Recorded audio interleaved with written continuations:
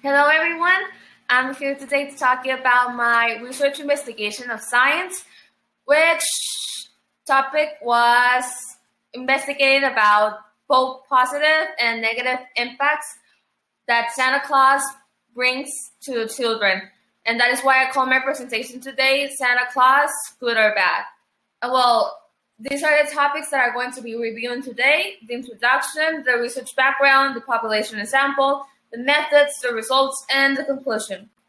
To start with a little introduction and abstract, this whole main idea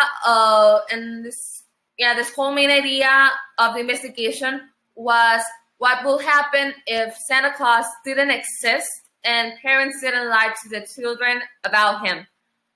Maybe children will behave differently because they wouldn't have like this reward of having gifts at the end of the year because they behave well. Or maybe children wouldn't like Christmas so much. Maybe they wouldn't like to spend time with their family because all they care about is gifts. I don't know. It's a possibility. And that is why this investigation focuses on finding those both positive and negative impacts that Santa Claus brings to children. And that is actually to go a little more detail on the introduction. It's also about finding out why do children believe in something so fantastical and magical in Santa Claus, and finding what makes them so easy to lie to.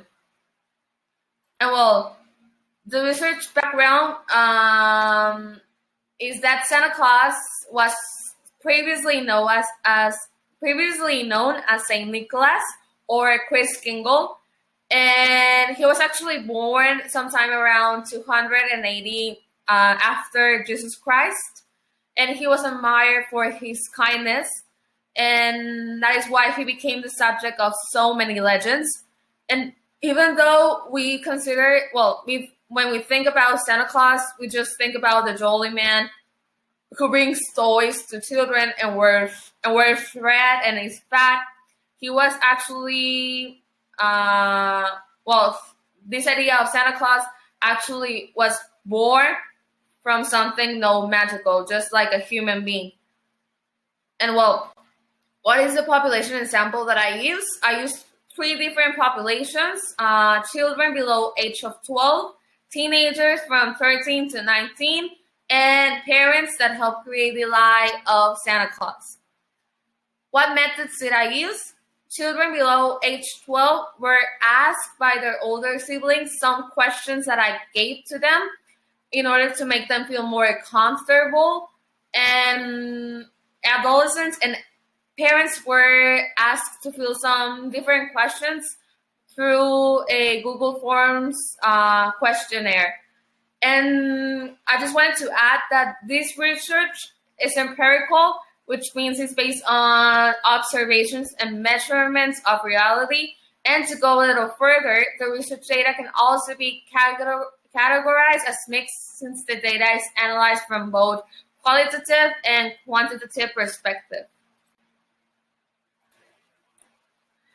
This investigation proved many different things, and each population helped prove different points of this whole investigation. And these are actually 3 of the main ideas that it helped prove, and then I'm going to explain them here detailedly. Basically, on children, when they were asked whether they believe in some other magical being, such as Ratón de los Dientes, we can conclude that parents actually, by lying to Santa, they can lie about other things as well. So maybe if they aren't careful, they can manipulate them into believing that our world is perfect and roses, and your beliefs are actually their beliefs. So you will be lied to constantly by your parents. And for adolescents, one of the questions that were actually asked was what was their favorite thing about Christmas, and most of them answered that when they were children, what they liked the most was when Santa actually brought them gifts. So we can conclude from there that they actually only behave good because they wanted gifts, and even though spending time with their family should be like the most like the favorite thing about Christmas, gifts were their favorite thing. And well, for parents, 2 points were proven. One was that when parents were asked whether they thought that lying to their children was good or bad, most of the answers were divided, like half and half. Some believe that it was right, some believe that it was wrong. So from that, we can conclude that it depends, and not everything is just like black and white.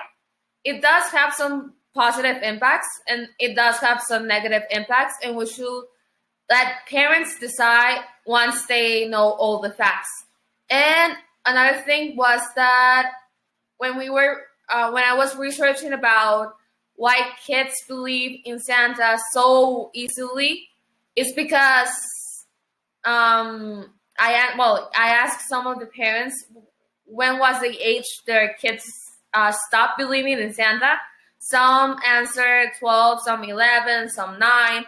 And that was because when I asked them another question about what strategies they have when lying about Santa, some lies were more developed than others. So basically, the more developed the lie was, the lie lasts longer. So the better the lie parents told, kids, the lie will last longer. And well, I have here some of the statistics of these questions. And then I have my research poster. My research poster actually explains what I just said, like this entire presentation, but like in a more detailed and summarized way.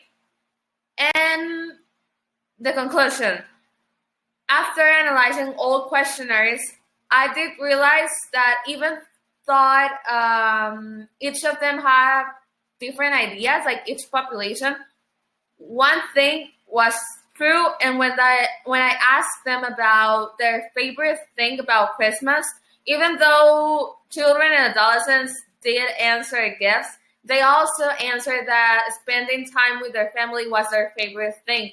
So this is actually a good thing, and I was really happy to hear that one of the favorite things for all ages was spending time with their families. And well, that's it for today. I hope you like it, and that was my research investigation about whether Santa is good or bad.